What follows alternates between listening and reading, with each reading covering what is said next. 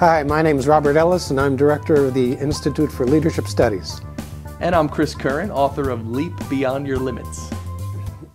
Well, what I'd like to do, since there's so many geniuses we can't talk about them all, is just talk about a few. And the ones I've chosen, most of you are going to recognize the names. Albert Einstein. I've already mentioned Jesus.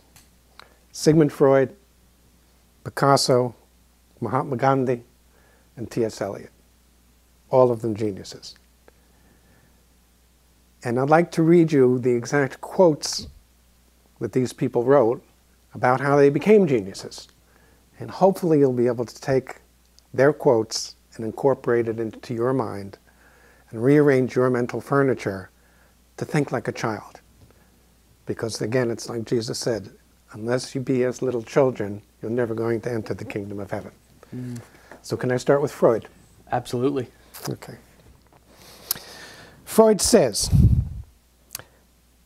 might we not say that every child at play behaves like a creative writer, and that he creates a world of his own, or rather rearranges the things of the world in ways which please him?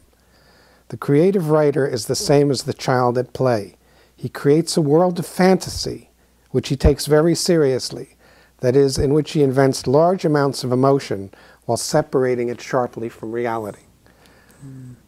I remember being in a diner a few weeks ago, and I like to watch little children because I think they're geniuses. The little girl comes in about 5 years old. She has a bunch of crayons with her, and she takes the crayons out, and she flips over the menu, and what does she start doing? She starts to draw. Like crazy. Like crazy. A very creative thing that comes naturally.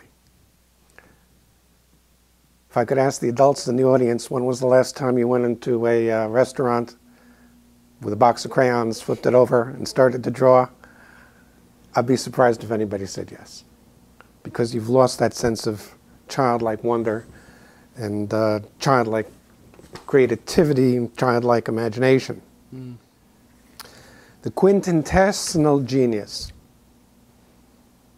that we associate with extremely innovative, bright ideas out of all of the people that have been born in history is Albert Einstein.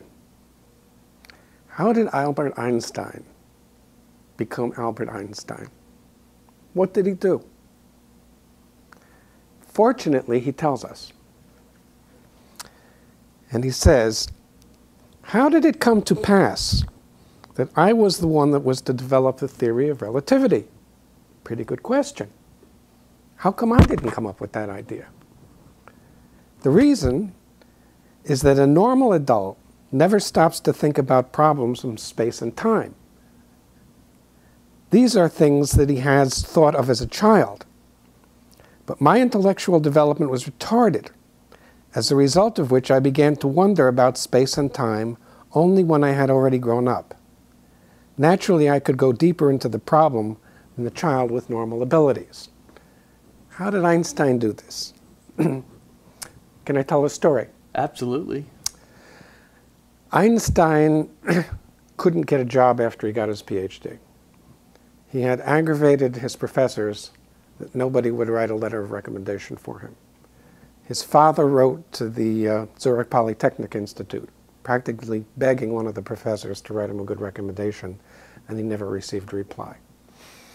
So the only job that Albert could find was a seemingly boring job working in the Swiss patent office. And he would have to take the trolley from his apartment to the patent office. And what would he do when he was a passenger? He'd start to think. And he would ask very childish questions like, what is light? Suppose I could run as fast as the speed of light. What would I see? How high is up? These are basically questions that only kids deal with. I was actually going to ask the viewers if they, at any time in their life, felt like they had Albert Einstein genius, but were stuck working in a menial patent office job. Right? Einstein had an answer to that. And he said, actually, it was good that I didn't get a university job. Because if I had gotten a university job, I would have had to publish trivial papers that meant nothing in order to get promoted. He says, the patent office gave me lots of time to think. And it was at the patent office that he dreams up the theory of relativity, which wins him the Nobel Prize.